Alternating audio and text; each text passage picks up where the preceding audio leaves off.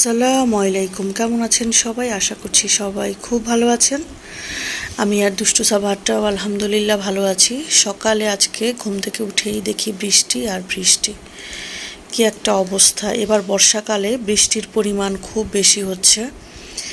বৃষ্টি দেখলেই হঠাৎ করে মনটা খারাপ হয়ে যায়। তো বারান্দায় আসলাম, একটু চা করে খাচ্ছি আর বৃষ্টি বিলাস করছি।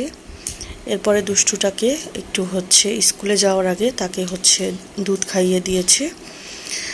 তারপরে স্কুল থেকে সে এসেছে আর আমি ক্ষুধা লেগেছে, একটা পাউরুটি আর কলা নিলাম খেতে। আর তার জন্য রুটি আর ডিম নিলাম। সকালবেলায় চা খাওয়ার পরে আর কিছুই আমি খাইনি।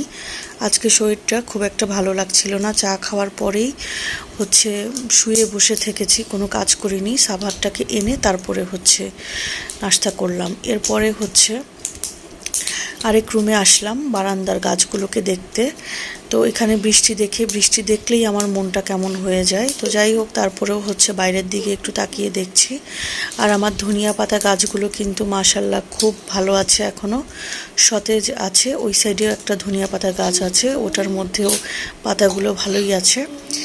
এরপরে একটু ভাতের মার নিয়েছিলাম। খালি গরম পানি খেতে ইচ্ছে করে না, গলা এখনও ভালো হয়নি।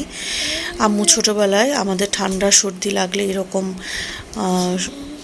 দুপুরবেলায় বা রাতে বা সন্ধ্যায় এরকম মারটাকে হলুদ দিয়ে লবণ দিয়ে দিত, খেতে ভালোই লাগতো। আর আমার এই টগর গাছটা কেমন জানি মনে হচ্ছে মরে মরে যাবে, কিন্তু না, এই গাছটা অনেক বছর থেকে আছে, ভালোই বেঁচে আছে আলহামদুলিল্লাহ। এরপরে দুষ্টুটাকে একটু পড়তে বসিয়ে দিলাম আর আমি রান্নার কাজটাও সেরে নিচ্ছিলাম এই ফাঁকে। আজকে সরিষা ইলিশ করব, যেহেতু গতকালকে আম্মুর বাসায় খুব ভরপেট খাওয়া হয়েছে, তাই আর মাংসের কোনো আইটেমে গেলাম না। আর এই দুষ্টু বাচ্চাটা তো পোলাও দেখলে, রোস্ট দেখলে সে খেতে খুব পছন্দ করে। তার জন্য আবার আমার আম্মু দিয়েও দিয়েছে তার আম। তো আমি আমার জন্য একটু ফিশ রান্না করে নিচ্ছিলাম আর সাথে একদম নর্মাল আলু ভাজা করে নিচ্ছি। আলু ভাজা দিয়ে সরিষা ইলিশ দিয়ে খেতে কিন্তু খুব দারুণ লাগে, মজা লাগে। তো আমি রান্নার ফাঁক দিয়ে আবার অন্য কাজ করছিলাম, কাপড় গোছগাছ করছিলাম, শুকনো কাপড়গুলো। তো এই ফাঁকে দেখি আরও জোরে বেড়ে গেছে বৃষ্টি। তো তারপর একটু হাত দিলাম বাইরে, যে বৃষ্টিটা একটু ছুঁয়ে দেখব। সাথে রান্নাও করছি, সাথে অন্যান্য কাজও করছি। কাজের আপা আবার 2 দিনের ছুটিতে গেছে। 2 দিনের কথা বলে গেছে, কিন্তু আল্লাহ জানে কবে আসে। কারণ যেই ফতুয়া দিয়ে গেছে সেটাই 4-5 দিনের আগে আসার কথা না। আমার এখনও ঠান্ডা ভালো হয়নি।